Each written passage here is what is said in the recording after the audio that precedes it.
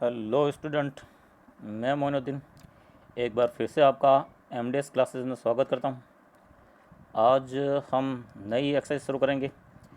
हमने मैट्रिक्स ख़त्म कर लिया है। आज का जो नई एक्सरसाइज है वो आपके सारणिक रहेगी। सारणिक इंग्लिश में इसको डिटर्मिनेंट बोलते हैं।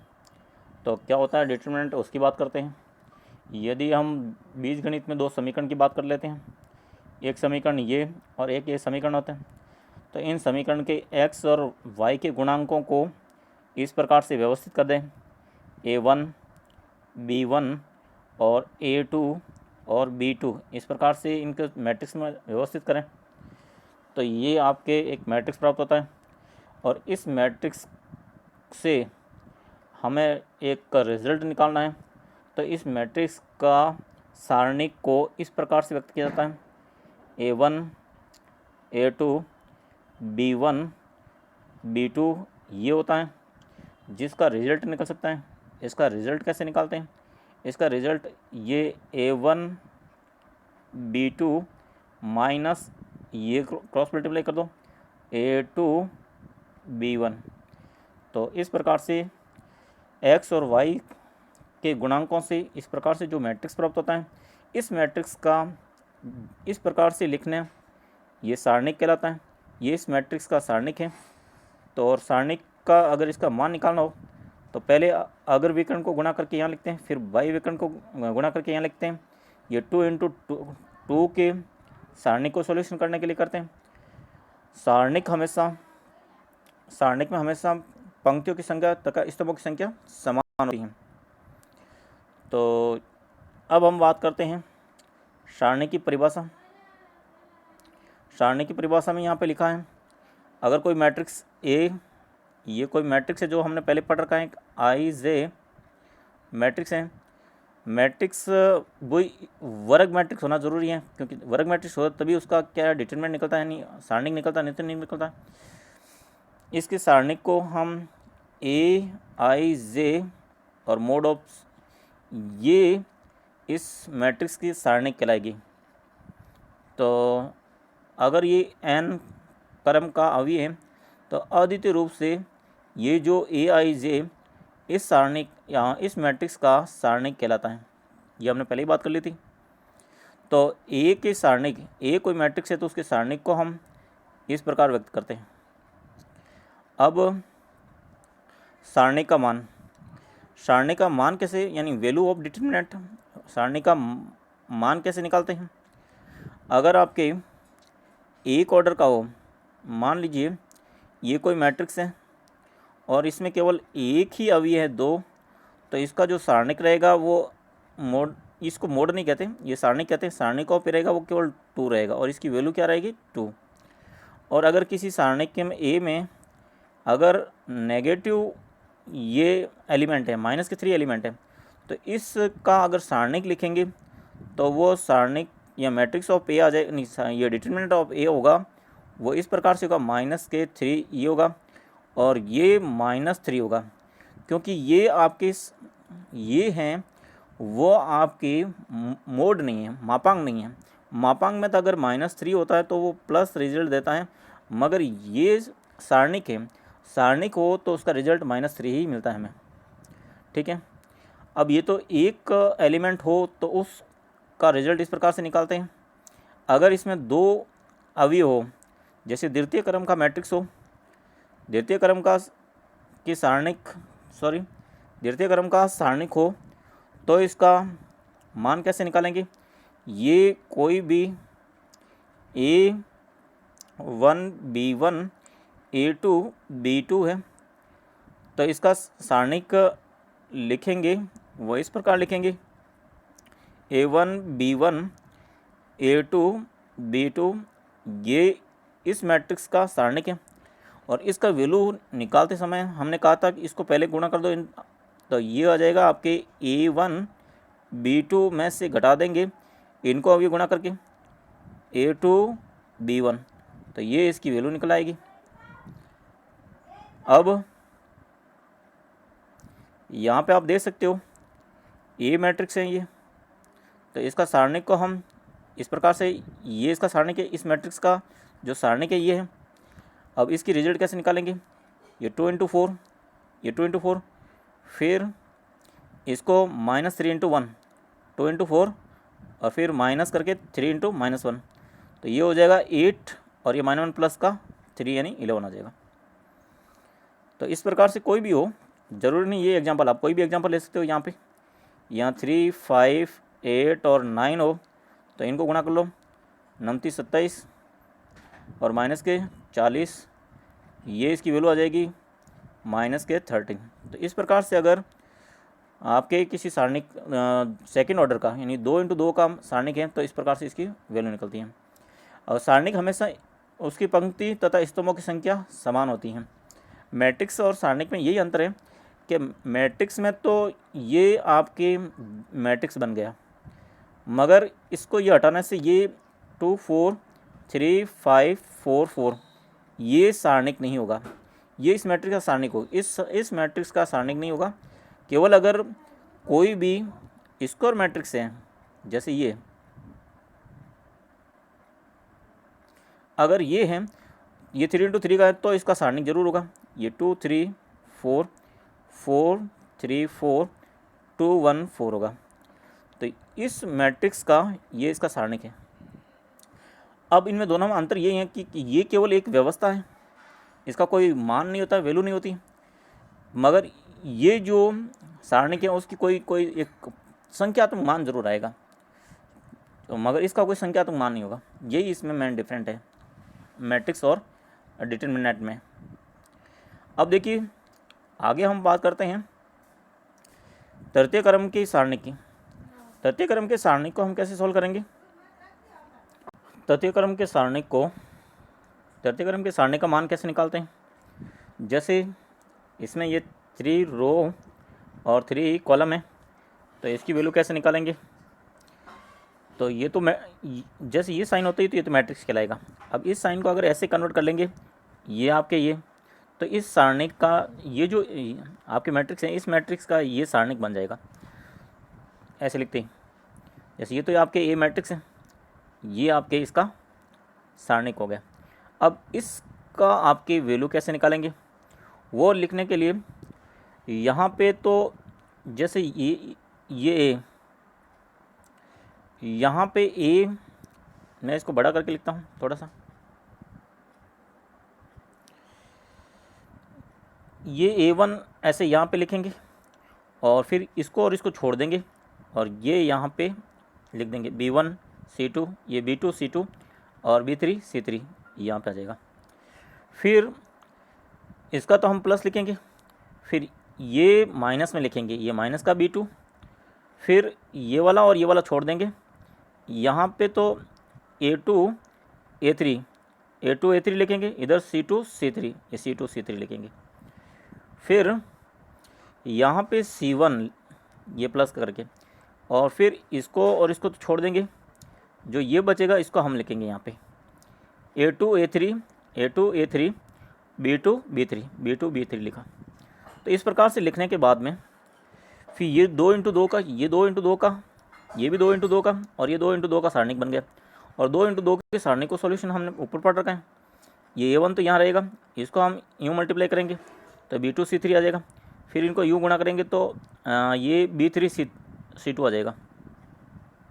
इसी प्रकार से ये माइनस का तो आपके रहेगा B1, इसको यूँ गुणा करेंगे तो ये A2 C3, फिर इसको गुणा करेंगे तो A3 C2 आ जाएगा। यहाँ पे ये C2 तो यहाँ रहेगा, ये C1 तो यहाँ रहेगा, A2 B3, फिर यहाँ A3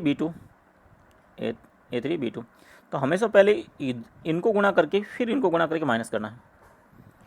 फिर हम इसको गुणा कर लेंगे, ये A1 को गुणा करके ये रिजल्ट मिल गया, इसको और इसको गुणा करेंगे तो ये रिजल्ट मिल गया, इसको और इसको गुणा करेंगे तो ये माइनस आपके हो जाएगा, जो यहाँ पे इधर बन जाएगा। इसको इनको गुणा करेंगे वो प्लस आएगा, जो यहाँ पे आ गया B1 ये वाला।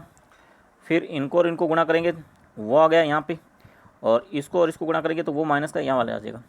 तो इस प्रकार से हम 3 इंटू 3 के मैट्रिक्स का 3 इंटू 3 के डिटर्मिनेंट का सॉल्यूशन करेंगे, यानी सारणी का ये सॉल्यूशन आ जाएगा। तो अब देखिए ये, अब हम इसका सॉल्यूशन करते हैं। ये आपके कोई भी सारणिक है, ये साइन लगते ही पता करना है कि भाई सारणिक है, और मैट्रिक्स में ये यूँ साइन होगा। तो इस और मैट्रिक्स का तो कोई वैल्यू निकलता ही नहीं है, केवल मैट्रिक्स होती है वो व्यवस्था होती है, मगर सारणिक लिखी होती है इसका मान होता है कोई संख्या, तो न्यूमेरिकल वैल्यू होती है। तो वो कैसे निकालेंगे, ये यहाँ पे 1 तो यहाँ पे रखेंगे। अब इसकी वैल्यू निकाल रहे हैं तो यहाँ पे 1 रखा, इसको और इसको छोड़ देंगे। ये व्यवस्था यहाँ यूँ क्यों रखेंगे, ये 3 1 3 1 0 2 यहाँ रख दिया। फिर इसका जो होगा ना, लिखते समय ये ध्यान रखना, ये तो प्लस में यहाँ पे रहेगा, ये हमेशा माइनस आएगा 2, और यहाँ पे फिर 0 प्लस में आएगा।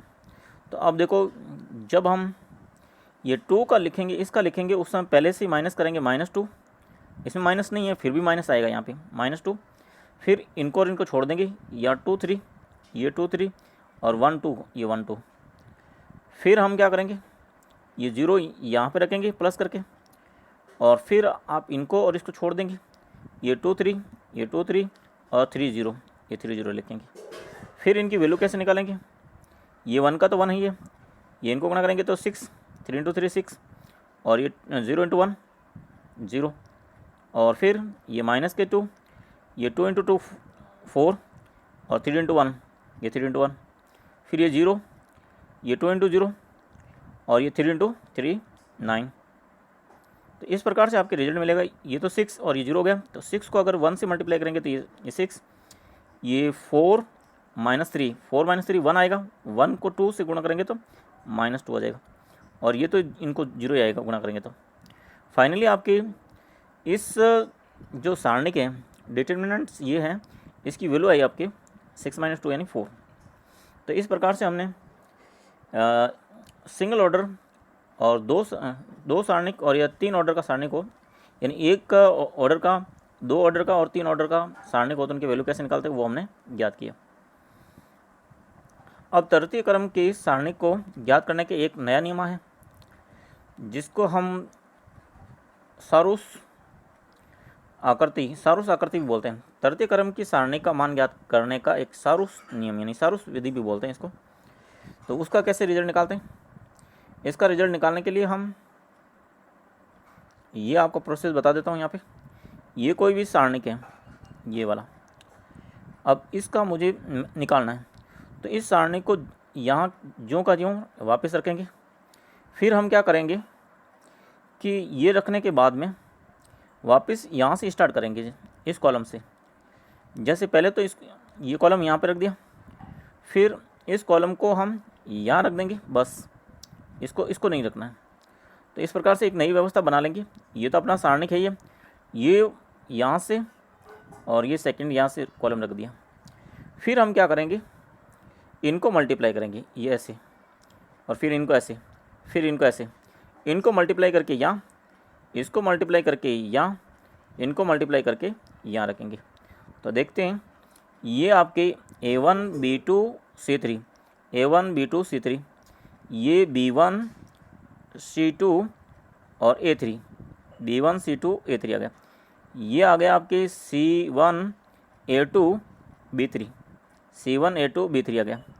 तो इस प्रकार से आपने इनको और इनको गुणा करके इस बॉक्स में लिख दिया प्लस, ये बीच में इनके प्लस आया, इनको किया, यहाँ रखा प्लस, इनको किया, फिर प्लस, ये आ गया। फिर बीच में यहाँ माइनस साइन आएगा। फिर हम क्या करेंगे, इनको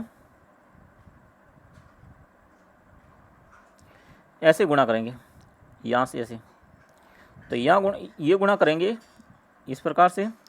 तो ये A3 यहाँ B2 C1, A3 B2 C1 आ जाएगा। फिर इनको गुणा करेंगे तो B3 C2 A1, B3 C2 A1 आ गया। फिर इनको गुणा करेंगे तो ये C3 A2 B1 आ गया ये। फिर इनका जो भी रिजल्ट आएगा वो, और इनका जो भी रिजल्ट आएगा वो माइनस करेंगे तो इसका रिजल्ट आएगा। हम ऊपर बताए उस प्रकार से भी कर सकते हैं, और अगर आपको सारूस आकृति से पूछे तो इस प्रकार से सारूस आकृति से भी कर सकते हैं। और सारूस आकृति से मैं इसको करके बताता हूँ। ये आपका कोई भी सारणिक है, डिटर्मिनेंट है, इसको तो आपने ये तो यहाँ रखा, ये यहाँ रखा, और ये सारणिक तो रखा ही रखा, ये सारणिक तो आपने रख दिया।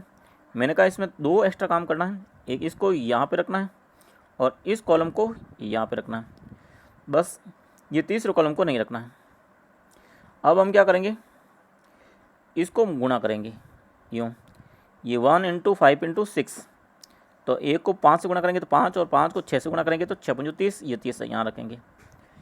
फिर आपके इसको गुणा करेंगे बीच वाले को, 2 × 7 यानी 7 × 14, 14 को 2 से गुणा करेंगे तो 28, ये रख दिया। फिर हम इसको गुणा करेंगे, ये माइनस का 1 और 3, माइनस के 1 और ये माइनस का 3, माइनस के 3 को 4 से गुणा करेंगे तो माइनस के 12 है, ये माइनस के 12 है। फिर आप इनको गुणा करेंगे इसको, तो ये 2 × 5 यानी 10, 10 × -1 माइनस के 10, ये बीच में तो माइनस साइन आएगा ब्रैकेट में, ये -10। फिर आप इनको गुणा करेंगे इसको, ये 7 × 28, 28 को 1 से गुणा करेंगे तो 28 ही, ये प्लस का 28। और फिर लास्ट में आप इनको गुणा कर लेंगे ऐसे, 6 × 3 18, 18 × 2 36, ये आ गया। फिर आप इनकी कैलकुलेशन करेंगे, तो पहले तो ये 30 और 28 58, 58 में से 12 निकाल दो, तो 58 में से 12 निकालेंगे तो 46 आ जाएगा। फिर ये 28 में से तो 10 निकल गए, 18, 18 को 36 में जोड़ेंगे तो 54 आ जाएगा यहाँ पे, और ये बीच में साइन माइनस आ जाएगा। अब 46 में से 54 माइनस करेंगे तो -8 आ गया। तो इस प्रकार के सारोस नियम से इस सारणी को हम निकाल सकते हैं, और अगर उस मेथड से निकाले तो भी रिजल्ट तो वही सेम आएगा। अगर पहले निकाला उस तरीके से निकालते हैं, ये हमने अभी सारोस मेथड से किया था। अगर पहले किया था, पहले हमने ये लिया था यहाँ पे, इसका रिजल्ट हम पहले वाले मेथड से करते हैं, ये लिया था, और फिर हमने इसको और इसको दबा दिया था, यहाँ 5, 4 और 7 और 6 लिखा था। फिर हम इसको बीच में 2 रखेंगे, या माइनस का तो 2, और फिर यहाँ पे इसको अब की बार छिपा लेंगे, इसको नहीं लिखेंगे, यहाँ 3, 2, यहाँ 3 और 2, फिर यहाँ पे 7 और 6 आ जाएगा, 7 और 6 आ जाएगा। फिर यहाँ प्लस करके ये माइनस का 1, और फिर इसमें इसको छुपा लेंगे, इसको, तो यहाँ आएगा 3, 2, ये 3 और 2, ये 3, 2, फिर ये 5 और 4, ये 5 और 4। अब इसका सॉल्यूशन करेंगे तो ये 1, इनको मल्टीप्लाई करेंगे तो 30, और ये माइनस, ये 728, और यहाँ माइनस के 2, इनको मल्टीप्लाई करेंगे तो 18, और माइनस के 7 × 14, और ये प्लस माइनस माइनस का 1, और ये हो जाएगा 4 × 12 और माइनस के 10। अब इसका रिजल्ट आएगा 30 में से ये 28 निकल गए, तो ये आ गया आपके 2, और माइनस का 18 में से ये 14 जाएगा, तो 4 को अगर 2 से गुणा करेंगे तो माइनस के 8, और ये 12 में से ये 12 था, 12 में से 10 गए तो 2 बचे, 2 को 1 से गुणा किया तो माइनस के 2, तो ये माइनस के 2 और 2 तो कैंसिल हो गया। तो इस प्रकार से आपके -8 रिजल्ट आया, और उसका भी -8 रिजल्ट आया था। तो इस प्रकार से अगर उस मेथड से करते हो तो भी रिजल्ट सेम आएगा, और सारोस नियम से करते हो तो भी रिजल्ट सेम आएगा। इस प्रकार से हमने सारणी के बारे में पढ़ा था। अब हम अपना जो मेन डिफरेंस है क्या क्या होता है वो देखते हैं। कि आपको एक का अवयव यानी मैट्रिक्स और सारणिक यानी डिटर्मिनेंट, यानी difference between matrix and determinant. तो क्या डिफरेंस है मैट्रिक्स और डिटर्मिनेंट में? तो उसमें पहला तो यही अंतर है कि जो मैट्रिक्स होता है ओनली फॉर व्यवस्था होती हैं, मगर सारणिक होते हैं उसका कोई संख्यात्मक मान होता है। यहाँ पे देख सकते हो जो अवयव है संख्या का एक सुव्यवस्थित रूप होता है, व्यवस्थित कोई क्रम होता है, यानी मैंने एक ओनली फॉर अरेंजमेंट होता है। परंतु जो डिटरमिनेंट होता है सारणिक होता है, इसका मैट्रिक्स का तो कोई संख्यात्मक मान नहीं होता है, परंतु सारणिक का एक निश्चित संख्यात्मक मान होता है। ये मेन डिफरेंट हो गया। दूसरा डिफरेंट ये हुआ किसी भी क्रम के मतलब मैट्रिक्स होता है वो किसी भी क्रम का हो सकता है, जैसे ये 2 × 3 का भी हो सकता है, और ये 4 × 2 का भी हो सकता है, 4 × 1 का भी हो सकता है। परंतु ये जो सारणिक होता है इसमें पंक्ति तथा स्तंभों की संख्या समान होगी। इसमें 2 × 2 2 पंक्ति और 2 कॉलम 2 स्तंभ होंगे, या 3 × 3 का होगा, या 3 × 3 का होगा, या 4 × 4 का होगा। यानी एक आपके स्क्वायर मैट्रिक्स हैं तो ही उसका डिटरमिनेंट निकल सकता है, नहीं तो नहीं निकलेगा। ये दूसरा अंतर है। तीसरा अंतर हम प्रॉपर्टी में आगे जाके पढ़ेंगे, फिर भी बता देते हैं कि अगर यहाँ सारणी क्या, ये जो सारणी क्या, ये कोई मैट्रिक्स है, तो इसके अगर मैं स्तंभ और परिवर्तन कर देता हूँ, 2 और 3 और ये 4 और 7 यानी 80 निकाल देता हूँ, ये इसका ट्रांसपोज कर देते हैं, तो ये नया मैट्रिक्स प्राप्त होता है। परंतु सारणिक में ऐसा नहीं होता। सारणिक पंक्ति तथा स्तंभों को चेंज करने से नया सारणिक प्राप्त नहीं होता है। ये हम आगे की प्रॉपर्टी में पढ़ेंगे। अब हम आगे की प्रॉपर्टी कल देखेंगे, बड़ा हो रहा है।